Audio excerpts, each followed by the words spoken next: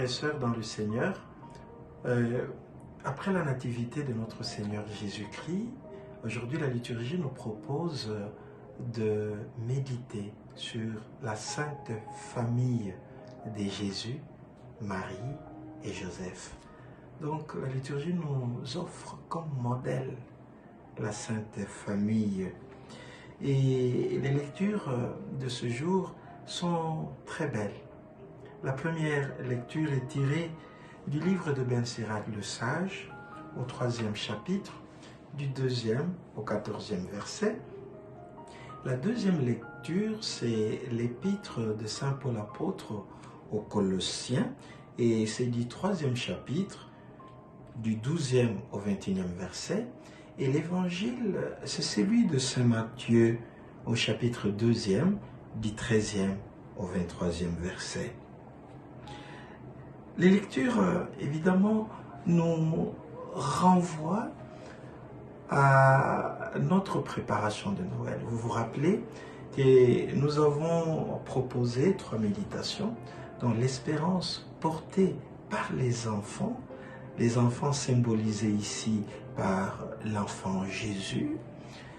Nous avons au 2e jour proposé une méditation sur l'espérance portée par les adultes, et les adultes ici sont symbolisés par Marie et Joseph, qui sont les parents de Jésus, et l'espérance portée par les souffrants, par les malades, ici symbolisée par ces difficultés que la Sainte Famille rencontre dès le départ, à la naissance de Jésus-Christ. Donc, pas de trêve.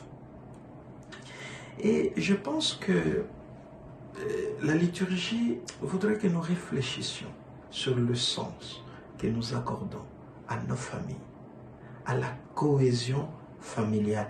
Et je voudrais ici, aujourd'hui, relever 3 éléments qui peuvent vraiment nous aider à affronter dans nos familles les difficultés inhérentes. Donc, si la Sainte Famille, dès le départ, rencontre des difficultés, c'est que nos familles aussi rencontrent et rencontreront et ont déjà rencontré des difficultés. Et c'est ce que souvent quand nous visitons des familles, voilà, on nous fait part des difficultés qu'elles affrontent, auxquelles toutes les familles sont confrontées. Et le symbole de ces difficultés vraiment que rencontre la Sainte Famille, c'est que nous aussi nous rencontrerons nécessairement des difficultés dans notre parcours. Mais 3 éléments peuvent nous aider justement à affronter ces difficultés. Le premier élément que je relève, c'est l'harmonie qui doit exister entre les membres de la famille. Ça ne veut pas dire qu'il n'y a pas de problème, mais c'est l'harmonie. Et la deuxième lecture vraiment nous décrit ce sens d'harmonie.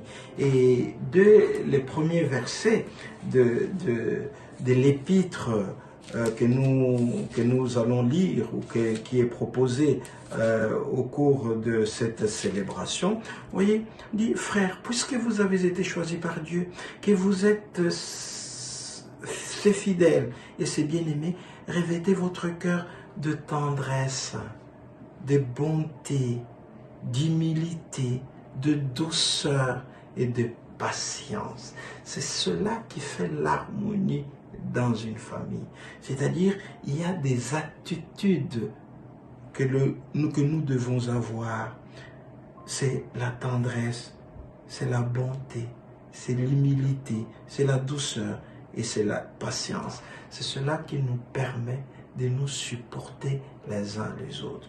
Le deuxième élément qui peut nous aider à affronter avec foi les difficultés inhérentes que nous allons traverser, c'est la protection. Chacun doit se sentir protégé par l'autre.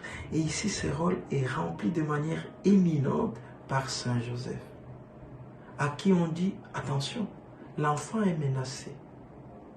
L'harmonie de la famille est menacée, car l'enfant risque d'être tué. prends-le, et sa maman est fouillée. Et voilà, c'est la protection. On doit éviter la mort, on doit protéger la vie. Ça, c'est le deuxième élément. Le troisième élément, c'est l'esprit de prière, qui est représenté ici par l'écoute. Joseph écoute. On ne le dit pas expressément, mais Marie aussi écoute. Les deux sont dans l'écoute. C'est ainsi que quand Joseph dit à Marie, c'est qu'il a écouté, parce que Marie est aussi prédisposée à l'écoute de Dieu. Elle ne discute pas. Et ils vont aller tous ensemble, toute la famille, fuir le danger ensemble.